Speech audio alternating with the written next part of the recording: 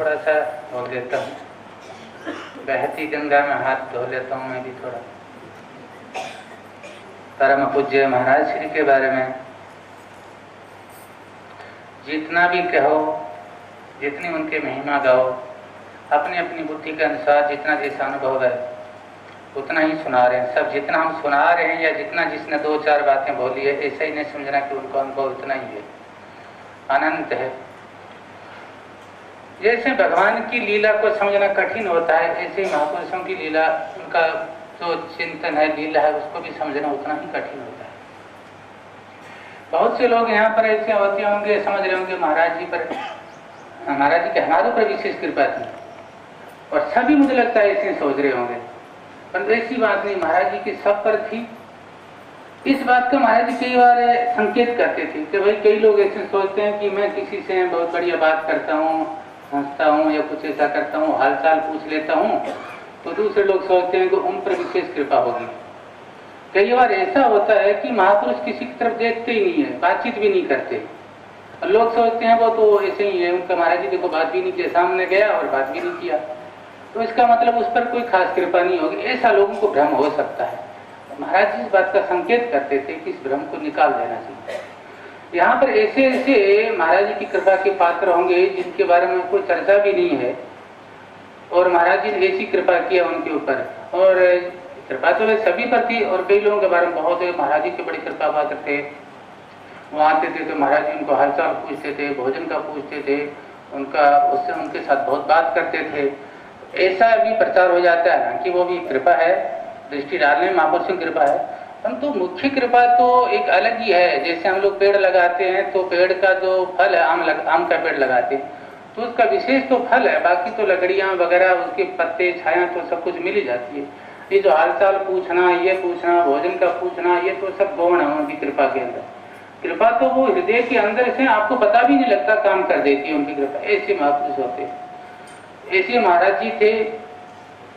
कुछ उनके सिद्धांत थे जो अद्वितीय है, आज दिखाई नहीं देते। वो बहुत से महापुरुषों को मैंने देखा है, अध्ययन किया है, ऐसा नहीं, जैसे जीवन से जीवन का प्रचार होता है। महाराज श्री का सिद्धांत था, अकाट्य था, यदि उसका कोई पालन कर लेता है तो सच में उसका जीवन बन जाता है, काम हो जाता है। बोलने से नहीं, जीवन अपना यदि हम जीवन बना के सामने किसी के आदर्श पैदा करेंगे तो वो मानेगा हमारी बात को। नहीं तो क्या दुनिया बोल रही है, आजकल टीवी में खूब चल रहा है, हमसे अच्छा अच्छा बोल रहे हैं लोग। ये कुछ ऐसे सिद्धांत थे उनके जो जीवन को आगे बढ़ाने में बहुत ही उपयोगी थे। एक बार अपने महाराज जी के कमरे में मैंने जाके पूछा, जब हमने महाराज जी ने आश्रम छोड़ दिया था, भ्रमण करते थे, अब हम लोगों का अज्ञान ही था, समझो क्या दृष्टि समझे हम लोग। हम सोचते थे महाराज जी को कष्ट हो रहा होगा, महाराज जी भ्रमण कर रहे हैं, पता नहीं कब भोजन मिलता है कि नहीं मिलता है, और ठंडी गर्मी में कैसे चल रहे होंगे, ये हमारा एक अज्ञान था। बाकी तो उन लोगों के लिए क्या है, ऐसा कोई बात ही नहीं उनके सामने ऐसी समस्या। तो हमने कहा महाराज श्री आपको यदि व्यवहार में विक्षेप होता है, मुझे मेरा अज्ञान था इसलिए मैंने पूछा। हम लोग देखते हैं कि आश्रम में लोग आते हैं, भक्त लोग आते हैं, आपके पास बैठते हैं, तो आपको हो सकता है कुछ विक्षेप होता होगा, इसलिए आप छोड़ के आश्रम चले गए। तो आप ऐसा करिए, आप कमरे में रहिए और अपना जो भी चिंतन करते हैं करते रहिए। आप कहो तो मैं जितनी देर आप कहेंगे आपके कमरे के आगे खड़ा रहूँगा और किसी को अंदर घुसने नहीं दूंगा। मुझे जो भी करना हो करना पड़े, मैं किसी को नहीं घुसने दूंगा, आप मुझे सिर्फ आज्ञा दीजिए बस, और आप अपना जो भी चिंतन करते रहिए।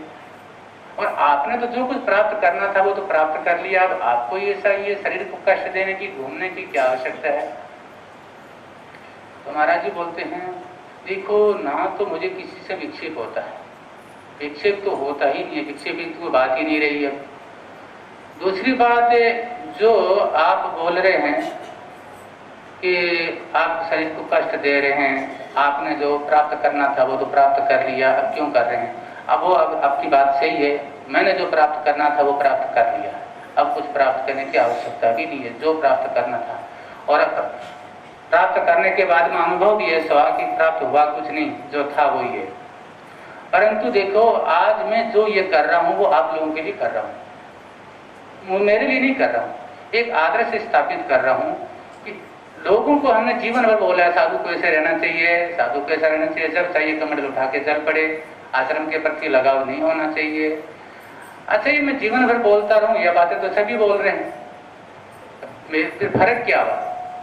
इसलिए जो मैं जो कर रहा हूं वो करके, जो मैंने कहा है वो करके बता रहा हूं। मैं करके बताऊंगा तो आगे आने वाले लोगों में बल आएगा कि देखो मात्र कहा ही नहीं महाराज जी ने, किया भी, तो हम भी कर सकते हैं। तो इसलिए ये कर रहा हूँ, इसमें और कोई बात नहीं, ना मुझे कोई विक्षेप हो रहा है, ना मुझे कुछ ऐसा कुछ अतिरिक्त कुछ और करना है। तो देखिए महापुरुषों की क्या दृष्टि होती है, ऊपर से क्या करते हैं, ये समझना बहुत कठिन है। ऐसे ही थे महाराज श्री। मैं ज़्यादा समय नहीं दूंगा आगे, क्योंकि समय का तो अभाव है। अभी इसी क्रम में मैं अनुरोध करता हूँ,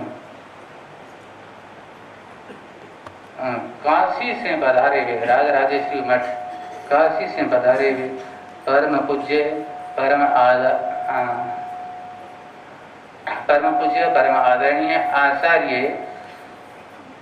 दिव्य चैतन्य जी महाराज 8-10 मिनट के अंदर जी महाराज अपना करते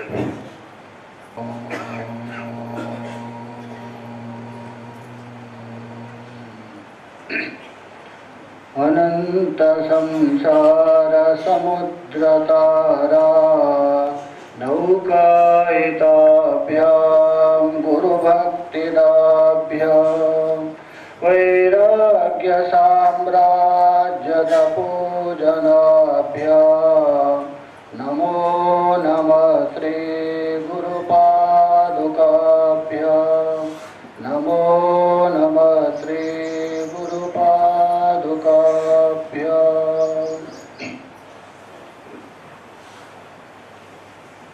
कण कण में व्याप्त जो परब्रह्मा परमात्मा है, उनके चरण में सबसे पहले मैं प्रणाम करता हूँ। और आज इस सभा के अध्यक्ष रूप में विराजमान हरिद्वार से पधारे हुए महामंडलेश्वर जी महाराज, परमादरणीय परम पूज्य परब्रह्म स्वरूप महाराज के ही शक्ति रूप से विराजमान इस मंच में महामंडलेश्वर गण और विद्वत वरिष्ठ और संत वृंद और विराट रूप से विराजमान भक्तगणों को भी आत्मा रूप से अभिवादन करता। महाराज के 6वें निर्वाण दिवस के उपलक्ष्य में हम लोग अभी यहाँ एकत्रित हो रहे और श्रद्धांजलि समर्पण कर रहे। थोड़ा सा विचार करने पर हम श्रद्धांजलि किसको दें? श्रद्धांजलि अथवा किसी की पूजा हो उसकी की जाती है परिचिन्न वस्तु की। परमात्मा और परमात्मा के साथ एकीभूत हुआ आत्माविद पुरुष की ना पूजा कर सकते हैं, ना आप गुणगान कर सकते हैं। किसके द्वारा हम गुणगान करें, किसके द्वारा हम पूजा करें, सब कुछ उनके ही है। तो भी ये श्रद्धांजलि हम इसलिए दे रहे, ये त्रिसत्र ज्ञान यज्ञ के सबसे पहले दिन आप लोगों ने सुना होगा, वहां ध्रुव जी स्वयं बता रहे, ध्यानात् भव जनकता श्रवणेन वास्या। यह तो भगवान के चरणारविंद में जो आनंद मिलता है अथवा महापुरुषों का, भवजना मतलब भक्तगण, वह भक्त भी जो है ज्ञानी भक्त का संकेत कर रहे हैं। जो ज्ञानी भक्त है उसकी जो कथा है, उनका गुण है, उसको श्रवण करने से हमारे अंदर जो बैठा हुआ मल दूर होता है, इसलिए उनके कथन कर रहे हैं। अन्यतः महापुरुष के लिए ना कोई श्रद्धांजलि जरूरत नहीं, सर्वत्र है, वो सबके अंदर है। संतोषी को ही कहा जाता है, जो संत का लक्षण जिसके अंदर हो वही संत माना जाता है। ऐसा तो संतों का लक्षण बहुत बता दिया, जहां भी देखे संतों का वर्णन किया। किंतु संतों का वर्णन जो किया है स्वयं भगवान भी वर्णन कर रहे। भागवत के 11 स्कंद में जाके स्वयं भगवान वहां बता रहे, संतो अनपेक्षः मच्चित्तः प्रशांता समदर्शिनः और निर्ममा निरंकारः निर्द्वंद्वः निष्परिग्रह। ये 8 लक्षण बता रहे संतों को, स्वयं भगवान बता रहे। सबसे पहले वह बता रहे संतो अनपेक्षः। अपेक्षा कहते हैं इच्छा। इच्छा ही दुख का मूल माना जाता है। जिस मनुष्य के अंदर जितनी इच्छा अधिक है उतना ही दुख है, क्योंकि इच्छा पूर्ण नहीं हो सकती है। इसलिए कहा दिया है wants are unlimited means are limited. आपकी इच्छा असीम है, साधन कम है।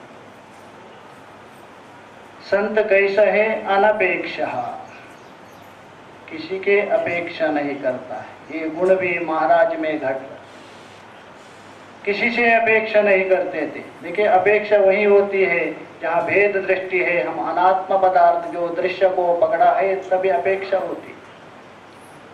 जब भी मनुष्य अपूर्ण होता है तभी दूसरे के अपेक्षा करता है, मेरे पास ये नहीं इसलिए मुझे चाहिए। जो अभाव है उस अभाव को पूर्ण करने के लिए उसके अंदर अपेक्षा होती है, इच्छा होती है। किंतु जो पूर्ण तत्व है जहाँ अभाव नहीं है उसको जिसने ग्रहण किया उसके अंदर अपेक्षा कहाँ से होगी? इसलिए अनपेक्षा। कभी कभी किसके अंदर इच्छा तो नहीं रहती, सभी इच्छा को तिलांजलि दिया है तो भी उसका मन परमात्मा में नहीं लगा रहा था। इसलिए भगवान बता रहे वहां मत चित्तः, उसका जो चित्त है परमात्मा में, परमात्मा से अतिरिक्त कोई चिंतन नहीं करता है। चाहे तो जो लौकिक व्यवहार भी कर रहे हो, मांडुक्य कारिका में वहां गौड़पादाचार्य ने स्पष्ट बता दिया है, जो तत्ववित्त पुरुष है या चल अथवा अचल में ही रहता है। अधिक से अधिक वो अचल स्वरूप अपना जो परब्रह्मा परमात्मा है उसमें रहता है। कभी कभी ये भोजनादि प्रवृत्ति में आता है तभी चलात्मक शरीर में आ जाता है। तो इसीलिए जो भगवान बता रहे मत चित्तः, निरंतर मेरे में ही चित्त जिसका लगा है, और प्रशांतः, शांत नहीं बता रहे। शांत तो हम सुषुप्ति में जाकर भी शांत हो रहे, जागृत में अनेक प्रकार के उड़ान भरता है, जीव कहाँ पहुंच जाता है कोई पता नहीं, उसको ठिकाना नहीं मिलता। किंतु पुनः वहां से स्वप्न में जाके भी कुछ उड़ान भरता है, मुझे कुछ मिले करके, वहां भी कुछ नहीं मिलता है।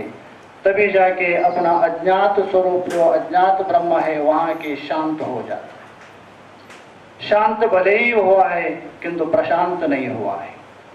शांत का तात्पर्य है वह केवल हमारी वृत्ति जाके शांत हो गया, उसका बीज शांत नहीं हुआ है।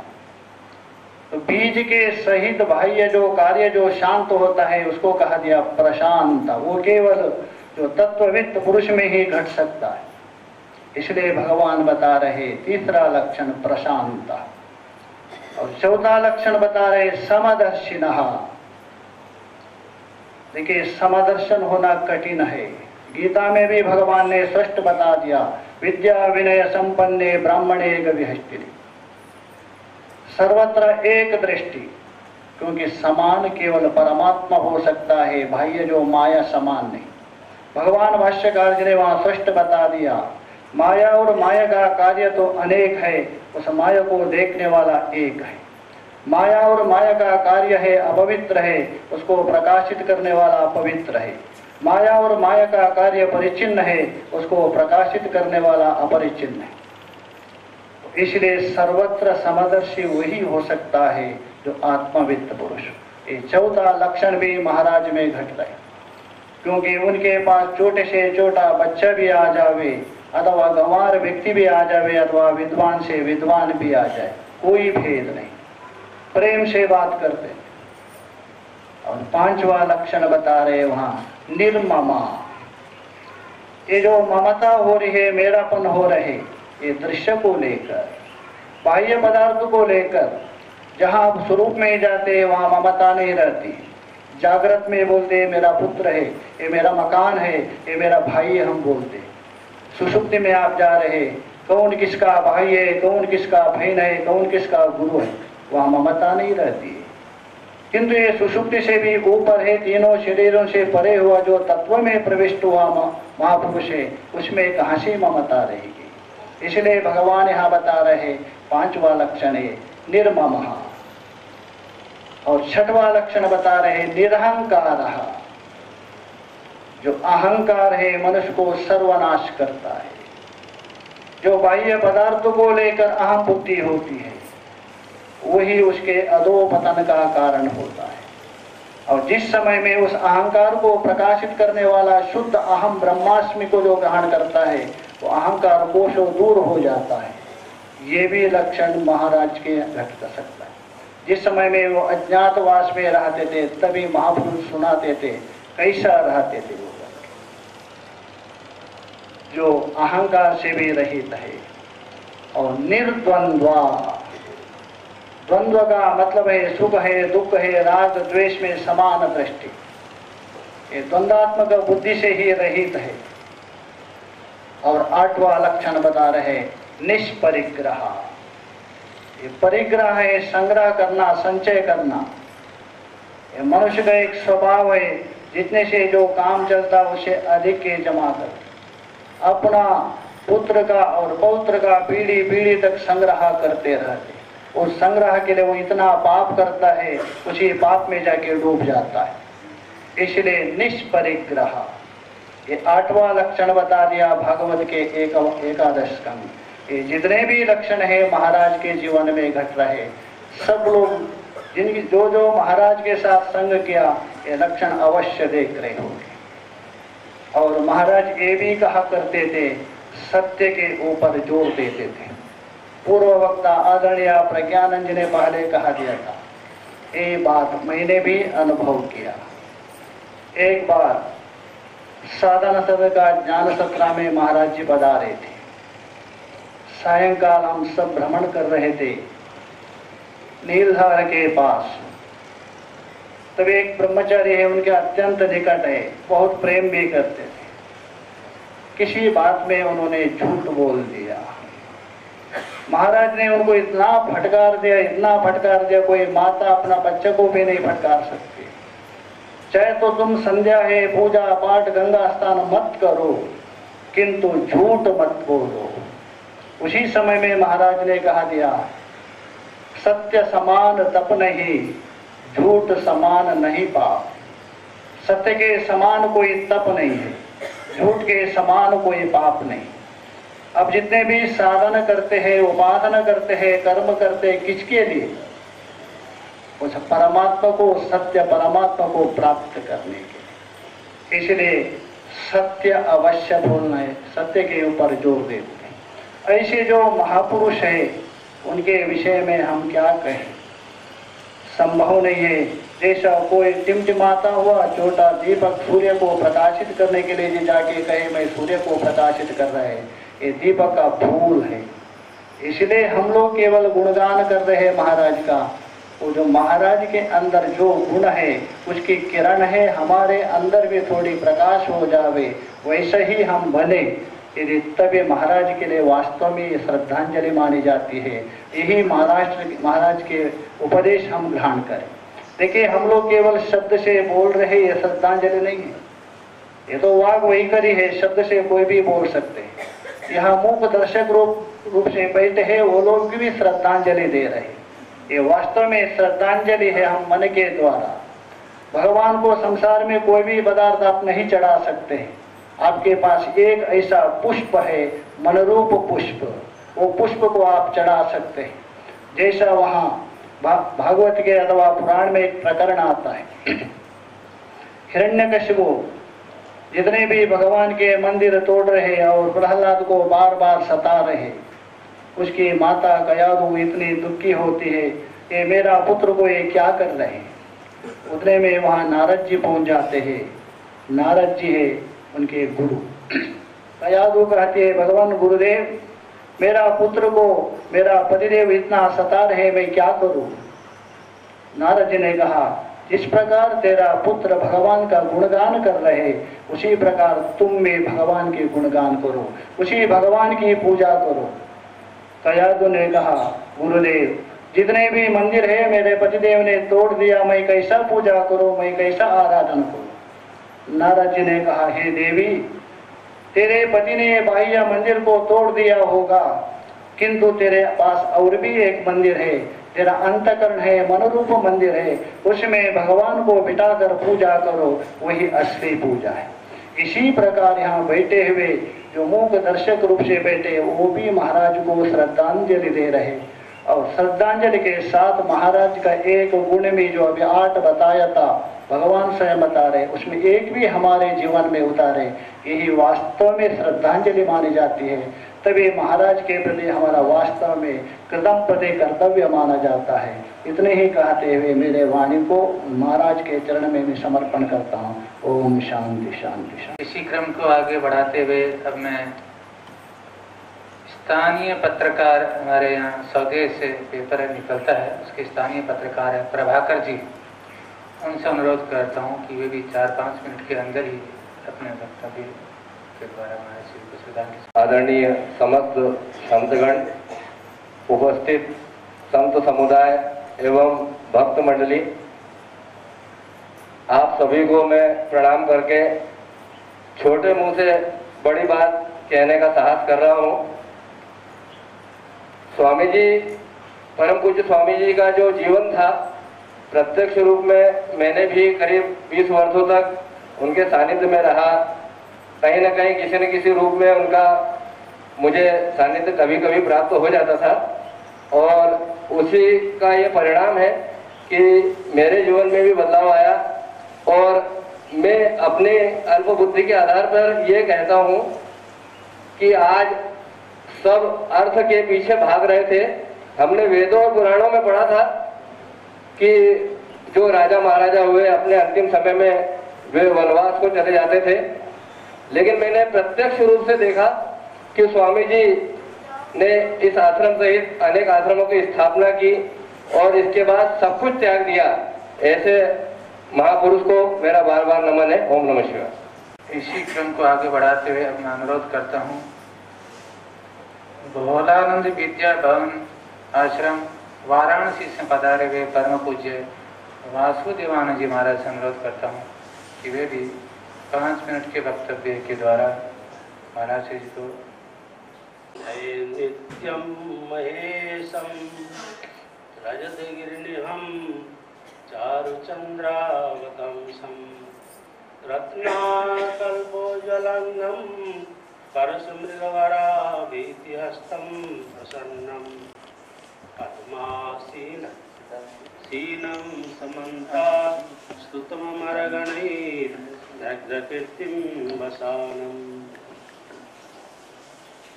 गिरिनन्दिनि नन्दितमेदिनि विश्वविनोदिनि नन्दिनुते गिरिवरविन्दशिरोदिनि वासिनि विष्णुविलासिनि जिष्णुनुते भगवति हेसिति कण्ठकुटुम्बिनि भूरि कुटुम्बिनि भूरि कृते जय जय हे महिषासुरमर्दिनि रम्यकपर्दिनि शैलसुते रम्यकपर्दिनि शैलसुते। ओम ओंकारेश्वर महाराज श्री नर्मदा माता की।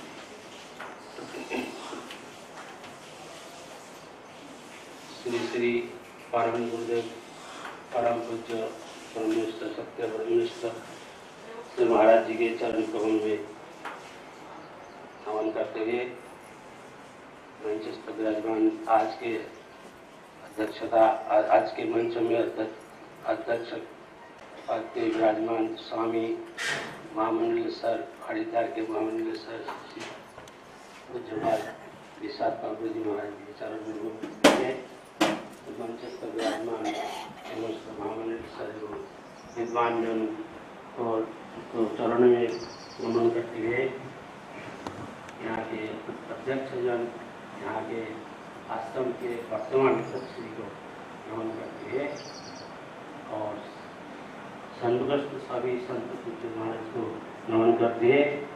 भक्त एवं सज्जन माता लोग को नमन करते हैं। मैं स्वामी दिगंबर स्वामी पूज्यपाद रामानंद के एवं गुरु जी चरण में पराभाव पुष्पांजलि समर्पित करना चाहता हूँ।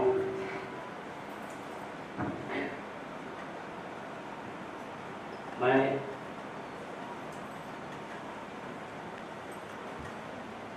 86 की 87 से मैं यहाँ ओंकारेश्वर आते थे, आना शुरू किए और स्वामी जी से प्राय हर 1-2 साल अंतर प्राय आना आते थे और स्वामी जी से संपर्क रखते थे और स्वामी जी से मिलते थे।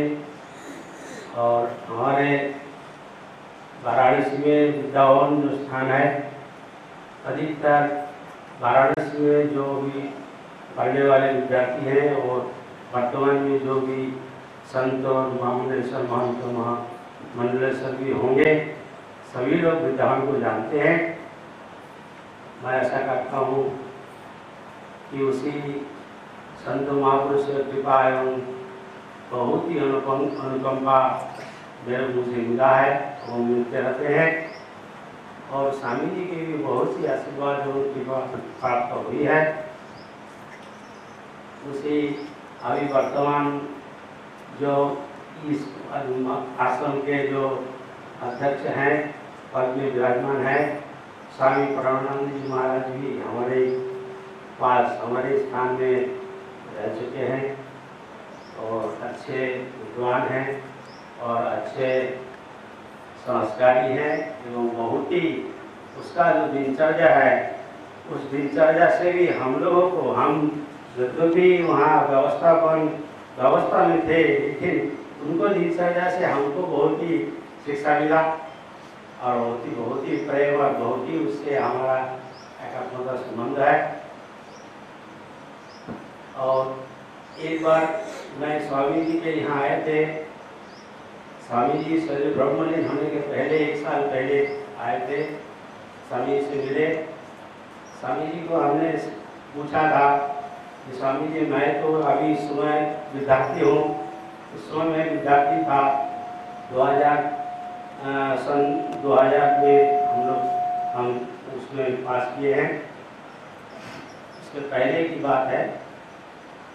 तो स्वामी जी हम इतना विद्यार्थी समय में इस व्यवस्था को मैं कैसे करूं, कैसे देखूं, ना पढ़ाई कर पाता हूं, ना यहाँ चालदार की व्यवस्था कर पाता हूं, ना यहाँ व्यवस्था देख पाता हूं, ना विद्यार्थियों के लिए सबको व्यवस्था सबको संभालना, ये कैसे होगा, गुरु जी का आदेश है तो कैसे क्या करें। मैं पूछा था, बहुत ही मेरे को विक्षेप हो रहा है, बहुत ही मेरे को मुझे जो है वो हो रहा है। तो स्वामी जी ने ही कहा, एक ही बात को मेरे को शांत कर दिया, देखिए सब काम आप करते हो ये क्यों समझते हो, आप करते हो ये समझ, ये जो मन में भावना है इसको छोड़ो, आप निरपेक्ष होकर काम करो, आप कर्ता बनो मत, आप कर्ता इच्छा कर्म करो।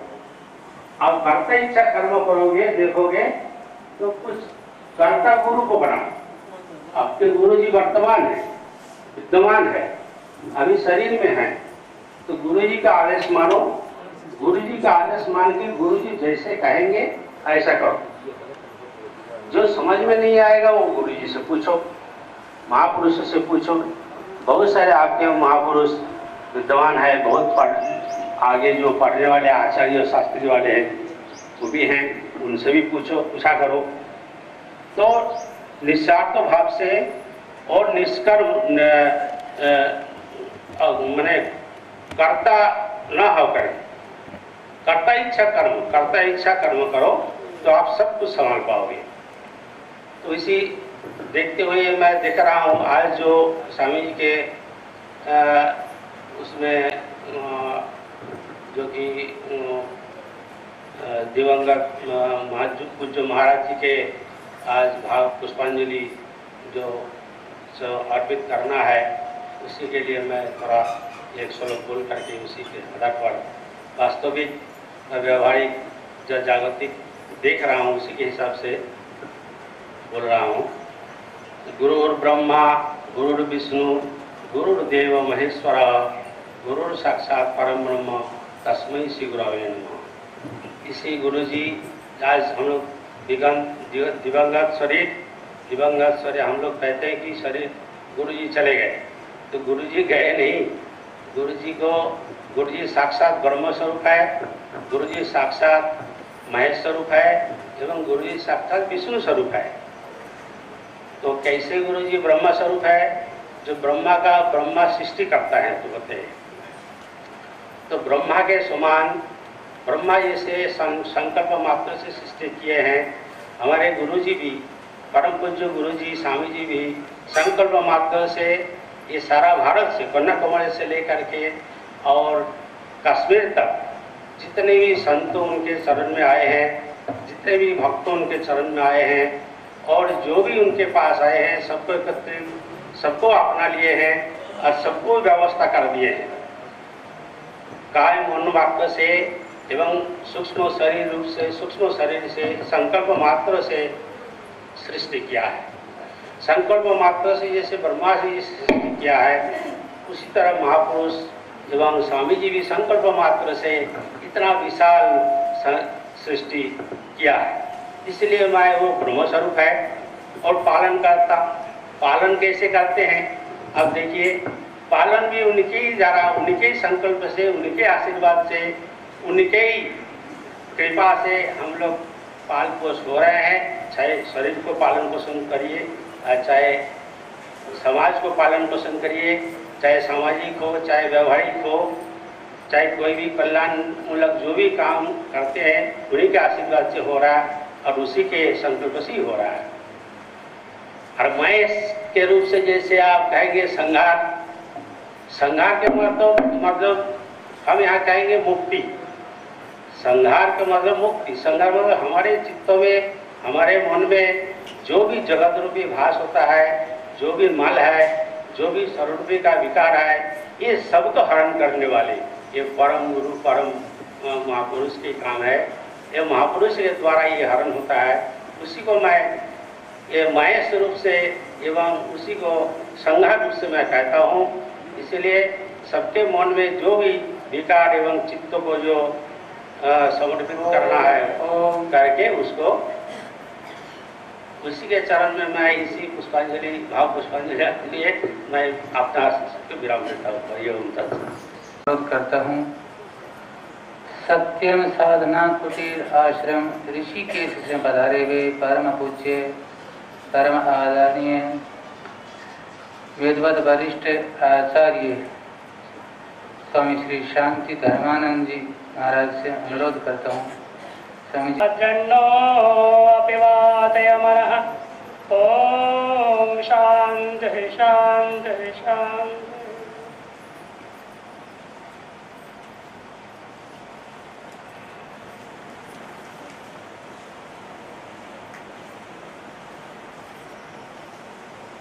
कल के प्रवचन जो हुए हैं सत्संग, उसके बाद काफी लोग आए हमारे पास,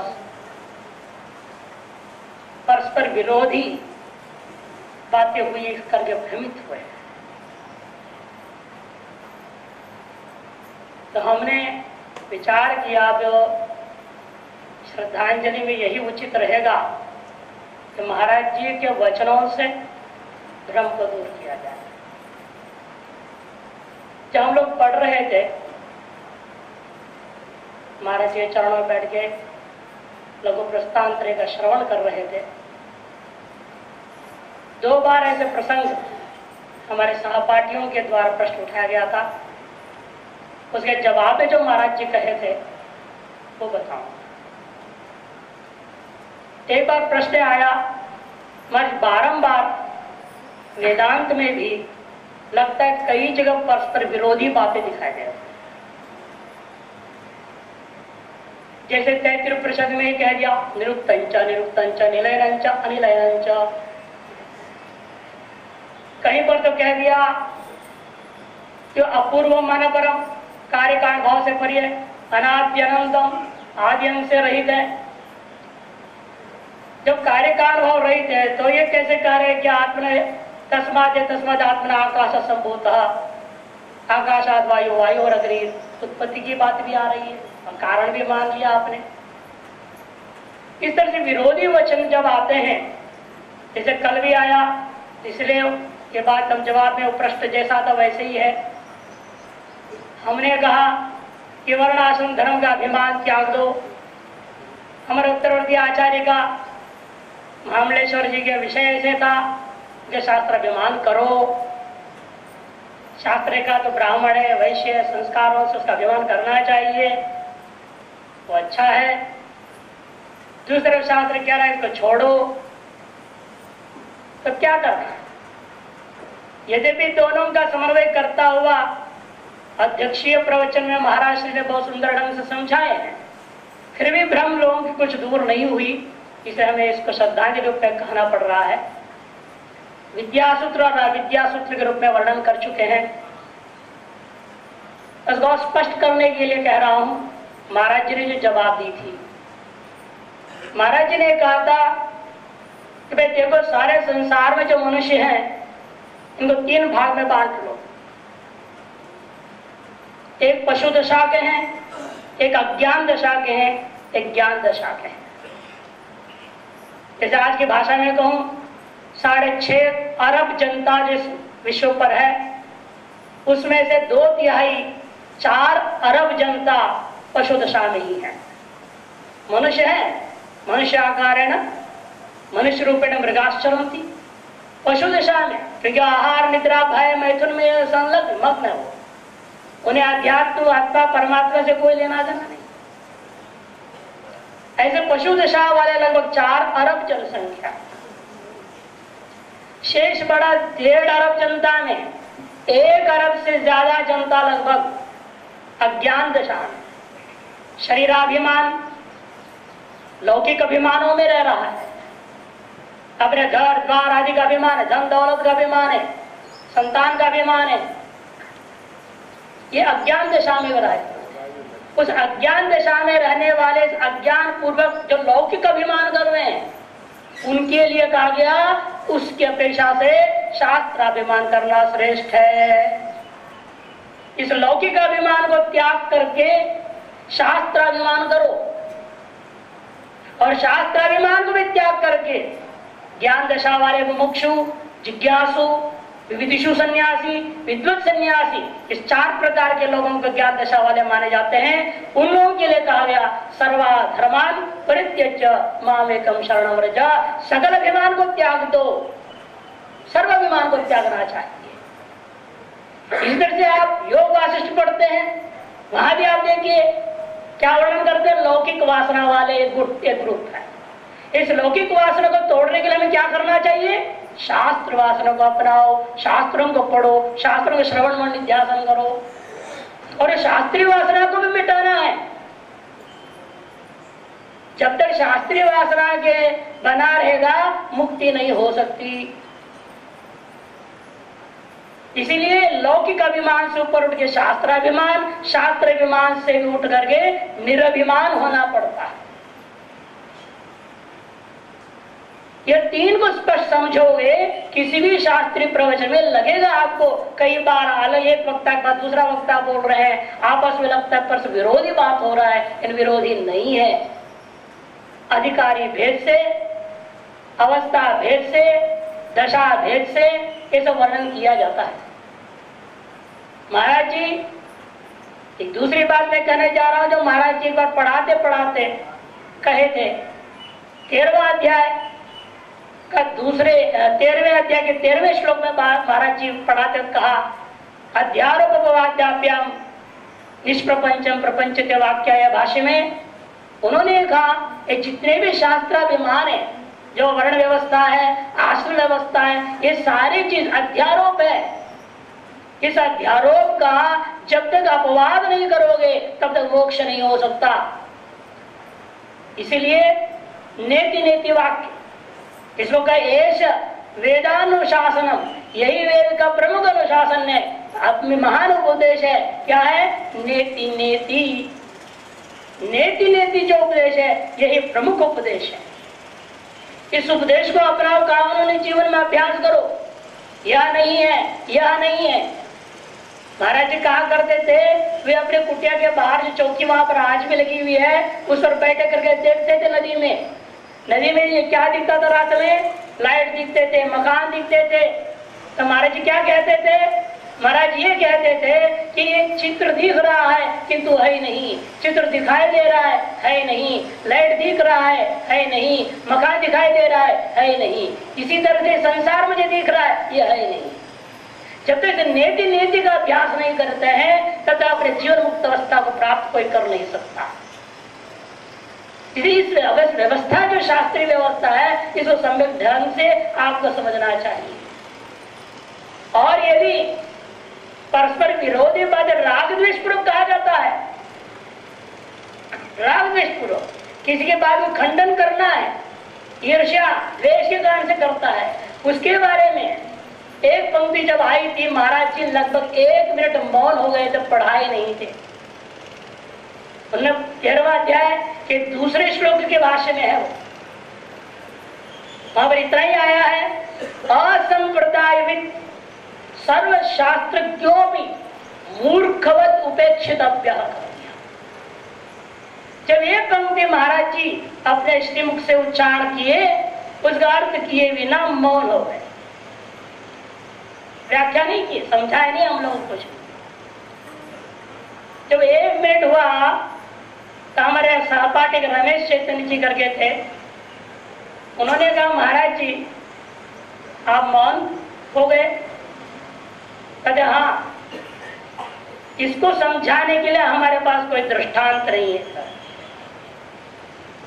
और उनके जीवन में कभी ऐसा हुआ ही नहीं कोई व्यक्ति को उन्होंने इस दृष्टि से देखा हो कोई द्वेषपूर्वक बोल रहा हो। ऐसी उदार स्वभाव जिन्होंने, जो व्यक्ति जिस किसी भी भाव से बोल रहा होगा तो उन्हें यह लग रहा था कि हमेशा यह परमात्मा इस रूप से कह रहा है, इसलिए पंक्ति की व्याख्या नहीं कर पाए। कहने का तात्पर्य वहां पर यही है कि महाराज जी की जो दृष्टि है वह हमें भी अपना चाहिए। जो लोग कल समझ रहे थे कि आपस में कोई द्वेष भाव से कहा गया है क्या, एक दूसरे का खंडन, यह गलत है। ऐसे कभी भ्रमित नहीं होना, यह महाराज जी के प्रति श्रद्धांजलि नहीं रहेगी यदि आप ऐसे भ्रमित होते हैं। वास्तविक श्रद्धांजलि यही है, वो जो अवस्था भेद से व्याख्या होती है, अधिकारी भेद से जो व्याख्या होता है, उसको उसी दृष्टि से ग्रहण करना चाहिए। तभी आपका उनके द्वारा किया हुआ ज्ञान प्रसाद का सम्यक अपने जीवन में उतारना माना जाएगा। जैसे पहले महाराज जी ने कहा कि हम जो वाक पुष्पांजलि दे रहे हैं ये वास्तविक श्रद्धांजलि नहीं है। यह जो मौन पूर्वक बैठे हैं यह भी एक श्रद्धांजलि है। बल्कि हम यह समझते हैं जो भी यहाँ आया है वह श्रद्धा के वश आया है। ये श्रद्धा ना हो तो आवे ही कौन। इसलिए आने मात्र से ही आपने एक तरह श्रद्धांजलि बाह्य दृष्टिया अर्पण कर चुके हैं। लेकिन बाह्य दृष्टि से आकर के जो हम श्रद्धांजलि अर्पण किए हैं इतने मात्र से हम कृतार्थ नहीं हो सकते। हम कृतज्ञ कहे जाएंगे, हम अवश्य कृतज्ञ होंगे यदि हम उनके उपदेशों का, उनके कार्य दृष्टि का, उनकी दिव्य आशीर्वाद और कृपा को अपने जीवन में ढालकर स्वयं जीवन में उनके सदृश न हो। क्योंकि गुरु के बारे में क्या होगा, गुरु वही है जो अपने बराबर बना देता है। इसे कहा त्रिभुवन जटने, शंकराचार्य कहते हैं इस तीनों लोकों में गुरु के लिए कोई उपमा नहीं, कोई दृष्टांत नहीं दे सकते। यद्यपि तुलसीदास जी ने कहा नवनीत समाना, नवनीत के समान है, मक्खन के समान है गुरु, इन वास्तव उससे भी परे है।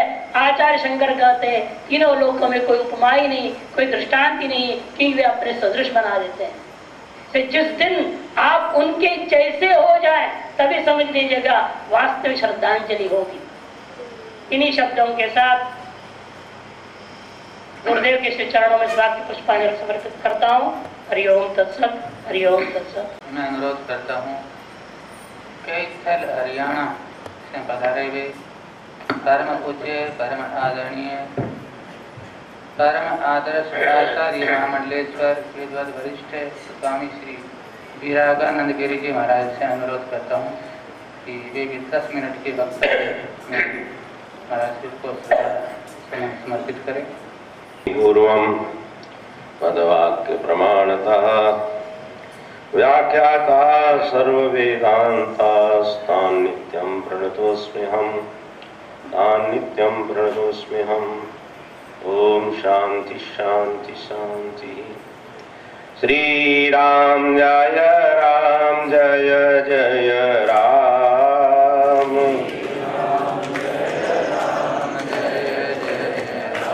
श्री राम जय जय राम।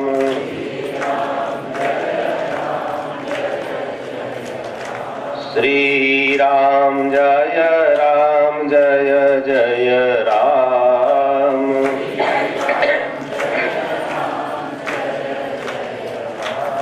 बोलिए धन्य नाम श्री गुरुदेव भगवान की। राजा रामचंद्र भगवान, ओंकारेश्वर भगवान, ममलेश्वर भगवान, अभयेश्वर भगवान, नर्मदा मैया, हर हर हर हर महादेव महादेव।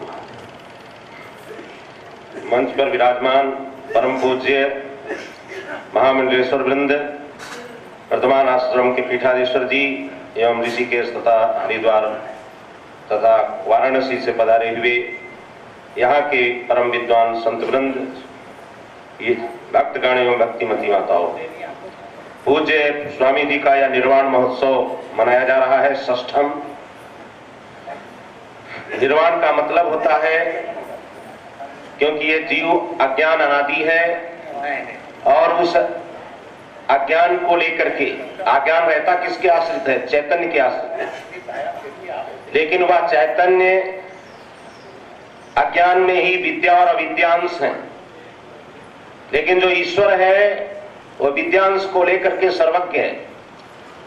और बाद में अज्ञान के कार्य जो अंतःकरण आदि के द्वारा अभिमान करने के कारण जीव जो है वो पश्चिमा कहा गया है, पश्चिम है, बाद में जीवत्व संज्ञापनी।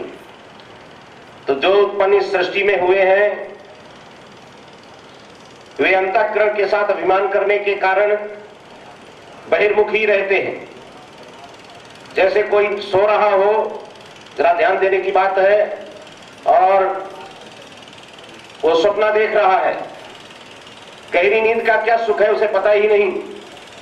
मान लो कोई बीमार है, औषधि भी ली है नींद की, फिर भी सच्ची नींद नहीं आई और सपने में भटक रहा है, तो बताइए उसे गहरी नींद का सुख मिलेगा क्या? नहीं मिलेगा, क्योंकि वो सपने में भटक रहा है, कहीं जल में डूब रहा है, कहीं उड़ रहा है, कहीं कोई सांप उसको सता रहे हैं, या इधर उधर मोह माया में फंसा हुआ है, उसे सुख नहीं मिलेगा।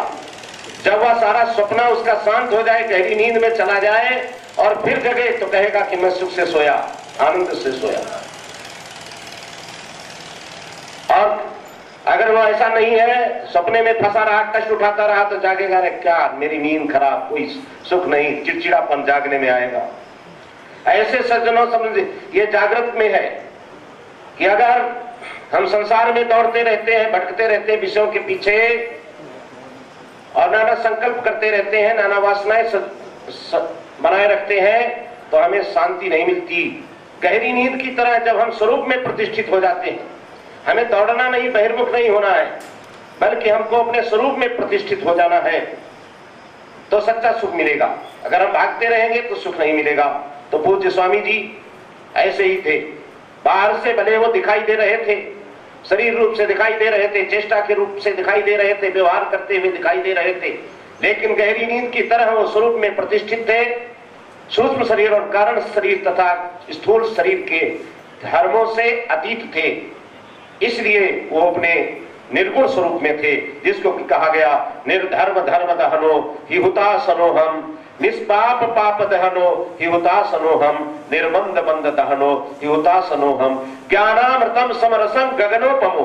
वे गगन स्वरूप थे, अखंड गगन रूप थे। ऐसे उस चिर स्थायी चित शिला रूप जो है अपने स्वरूप में प्रतिष्ठित थे। जो जीव इस प्रकार अपने चित्त स्वभाव में अवस्थित हो जाते हैं, ये संसार रूपी सपना से अतीत होकर के अपने स्वरूप का अनुभव करते हैं, उन्हीं का निर्वाण महोत्सव मनाया जाता है। वही निर्वाण महोत्सव के मनाने के योग्य कहे जाते हैं। तो हमारे परम पूज्य स्वामी जी उस परम जो है शांति स्वरूप में अवस्थित थे, यही उनका निर्वाण महोत्सव है। हम सबको जो है अंतर्यामी रूप से प्रेरणा दें कि हम सभी उसी में इस संसार के प्रपंच से अतीत प्रवृत्ति को रोक करके हम जो है गहरी नींद की तरह स्वरूप में अवस्थित होकर अपने मानव जीवन को धन्य करें। इतना कह के हम उपराम ले रहे हैं। बोलिए गुरुदेव भगवान की। हर हर महादेव। अपने अन्नपूर्णा आश्रम ओंकारेश्वर से पधारे हुए परम पूज्य परम आदरणीय आचार्य परम आदर्श आचार्य महामंडलेश्वर स्वामी श्री सच्चिदानंद गिरि जी महाराज, जो स्वामी जी वरिष्ठ है, हमारे पास में ही बैठे हैं। परंतु स्वामी जी ने पता नहीं मना कर दिया, एक प्रकार का वृद्ध है, ज़्यादा हम जिद नहीं कर सके। तो स्वामी जी का वैसे चलो दर्शन से ही हम लोग धन्य हुए, दर्शन दिया, बहुत बड़ी बात है, बहुत कृपा है। अब इसी क्रम में मैं अनुरोध करता हूँ, दत्तात्रेय संन्यास आश्रम खेड़ी घाट से पधारे हुए परम पूज्य परम आदरणीय महामंडलेश्वर स्वामी श्री विवेकानंद पुरी जी महाराज से अनुरोध करता हूँ कि स्वामी जी महाराज 10 मिनट के वक्तव्य में भाव पुष्पांजलि समर्पित करें। ओम विश्वानि देव सवितरधुरितानि परासुव यद भद्रं तन्नो आसुव। ओम शांति शांति शांति। गतं तदेव मे भयं त्वदम्बुवीक्षितं यदा मृकुण्डुसूनु शौनका सुरारिसेवि सर्वदा। पुनर्भवाब्धि जन्मजं भवाब्धि दुःखभरमदे त्वदीयपादपङ्कजं नमामि मातुनरमदे। अनंत कोटि ब्रह्मांड नायक देवादिदेव महादेव के चरणों में अनंत प्रणिपात समर्पित करते हुए परम सम्मान्य प्रातः स्मरणीय सद्गुरुदेव महाराज जी के चरणों में अनंत कोटि प्रणाम करते हुए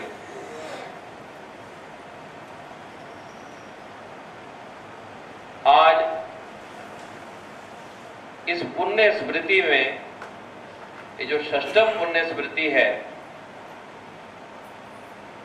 मंचासीन सभी महामंडलेश्वर, हमारे ओंकारेश्वर के वरिष्ठ सच्चिदानंद जी महाराज और इस संन्यास आश्रम की पूरी परंपरा के सभी परमाध्यक्ष, सबको अपना प्रणाम निवेदन करते हुए सबसे बड़ा पुण्य क्या है? अभी हमने पूर्व में जितने वक्ता हैं उनसे व्यास, समास, सूत्र और सिद्धांत शैली में अपनी अपनी बात सबने रखी। किसी ने व्यास शैली में अपनी बात रखी, किसी ने समाज शैली में रखी, किसी ने सूत्र के माध्यम से हमको अपनी महाराज जी की स्मृति का स्मरण कराया और किसी ने महाराज जी के सिद्धांत पक्ष का हमको स्मरण कराया। तो महाराज जी का जो जीवन था वो केवल वेदांत के सिद्धांत को बोलने वाला जीवन नहीं था, वेदांत को जीने वाला जीवन था। अभी पूर्व में हमने किशोर चैतन्य जी से सुना, जैसे वन वन से वन बनता है, ऐसे महाराज जी उपदेश करते थे कि जीवन से जीवन बनाओ। अगर शास्त्र निष्ठा को अगर महाराज जी के हम देखते हैं तो एक छोटा सा सूत्र है, रेवा तटप तपक्कुर्यात् मरणम जागवी तटे, कि रेवा का तट तपस्या करने के लिए है और अपना मरण मंगलमय करने के लिए गंगा जी का तट है। तो ये बात भी बहुत खरी खरी उतरती है कि महाराज जी ने पूरा जीवन अपना रेवा के तट पे बिताया और अंतिम में अपना शरीर गंगा जी के तट पर निवेदन कर दिया, गंगा जी को समर्पित कर दिया। महाराज जी ने दोनों बात हम लोगों को समझाने की कोशिश करी कि अगर आश्रम में प्रवृत्ति हो तो कैसी हो, और साधु जो निवृत्ति परक हो तो उसका जीवन कैसा हो। आज आश्रम में अगर हम प्रवृत्ति देखते हैं तो वो भी शास्त्र सम्मत है, और महाराज जी की जो निवृत्ति थी वो भी शास्त्र सम्मत थी। तो शास्त्र ही हमारे इस जीवन के लिए प्रमाण है। और इस आद्य गुरु शंकराचार्य की तपस्थली ओंकारेश्वर में अगर शंकराचार्य जी के बाद उनके आर्ष ग्रंथों का, उनके सिद्धांतों का किसी आश्रम में पूरा पालन होता हो तो केवल एक मार्कंडेय संन्यास आश्रम है जहां आर्ष ग्रंथ पढ़ाए जाते हैं, स्वाध्याय है, और उसके अनुसार समय समय पर यहां पर शास्त्र संबद्ध बातें सबके सामने रखी जाती है। महाराज जी के जीवन में जो सबसे बड़ी चीज थी वो था अनन्य आश्रय। आज बहुत सारे साधु आश्रम बना रहे हैं, लेकिन 4 पहिए ले करके पूरे देश का भ्रमण करते हैं आश्रम को संचालन करने के लिए। विद्यालय चला रहे हैं, उसके लिए दान मांगते हैं, गौशाला के लिए दान मांगते हैं, और पूरा 4 पहिया पे पूरा जीवन घूमते हैं, लेकिन तब भी जो है कहीं ना कहीं कमी पड़ रही है। और महाराज जी के जीवन में एक ही सिद्धांत था, ये आश्रम कौन चलाता है? वो हमेशा एक बात कहते थे, ये मां नर्मदा चलाती है। ऐसा अनन्य अपने इष्ट के प्रति आश्रय आज देखने को नहीं मिलेगा। महाराज जी के पूरे जीवन में महाराज जी ने हमेशा यही, और जब वो यहां से गए अज्ञातवास में, डोल में उस समय हम भी थे, विरक्त कृष्णानंद जी महाराज जी भी थे, तो हमने एक बात महाराज जी से पूछी कि महाराज जी, संतों को अज्ञातवास का क्या संबंध? भाई पांडवों को अगर अज्ञातवास हुआ वो तो एक सजा के रूप में हुआ, तो संतों का अज्ञातवास कुछ समझ में नहीं आया महाराज जी। तो महाराज जी ने बड़ा सुंदर उत्तर दिया, कहने लगे हमारे पूरे जीवन में हमें बहुत सारी चीजों की जानकारी हो गई, बहुत सारा ज्ञान हो गया, अपने स्वरूप की प्राप्ति हो गई, हम परमात्मा को उपलब्ध हो गए, लेकिन कहीं ना कहीं एक अज्ञानता कहिए, पूरी ईश्वर निर्भरता, पूरा ईश्वर के ऊपर ये जीव निर्भर हो जाए, सब प्राप्त होने के बाद भी जो ये कमी थी, ये मेरे अंदर जो अज्ञात था, इसके लिए ही मैं ये अज्ञातवास कर रहा हूं, अपने को छिपाने के लिए अज्ञातवास नहीं कर रहा हूं। कैसे मैं इस सिद्धांत को पूरा पकड़ पाऊं कि मैं पूरी तरह ईश्वर निर्भर हूं? तो महाराज जी की अगर सच्ची पुण्य स्मृति या पुष्पांजलि या श्रद्धांजलि जो भी आज हम कहें, अगर हमको करना है, क्योंकि अभी 1-2 बार हम यहाँ आए गए, 1-2 लोगों के मुख से हमने एक बात सुनी, अरे पहले जैसा नहीं रहा, पहले ऐसा था, पहले महाराज जी ऐसे थे तो ऐसा था, स्वामी जी थे तो ऐसा था, इस तरह का ऐसा था। तो इसका मतलब यह है कि आपको अपने सदगुरु में निष्ठा कम है। आप ये नहीं मानते हैं कि महाराज जी यहाँ हैं। अगर आप ये मानते हैं कि हमारे सदगुरुदेव सदा यहाँ हैं, तो कभी आप ये शिकायत नहीं कर सकते, क्योंकि महाराज जी का तो सिद्धांत था न निंदा न चंदा। तो ये जो विकृति आती है, ये हम में आती है। ये हमारी कमी है जो हम सबके सामने कहते हैं। पहले तो महाराज जी एक शरीर में थे, आज तो हम सबके हृदय में हैं, पूरे ब्रह्मांड में समा गए, ब्रह्मलीन हो गए, ब्रह्म हो गए। तो कैसी ये हमारी निष्ठा है कि हम ऐसी बातें करते हैं। तो इसलिए सच्ची पुष्पांजलि है कि जो महाराज जी का जीवन था, जो महाराज जी के जीवन में आचरण था, वो थोड़ा सा भी आचरण, थोड़ा सा भी अगर किंचित मात्र एक सिद्धांत भी हमारे जीवन में आ जाए तो हमारा जीवन धन्य हो सकता है। समय की सीमा है और समय की पाबंदी महाराज जी के आश्रम जैसी कहीं नहीं मिलती।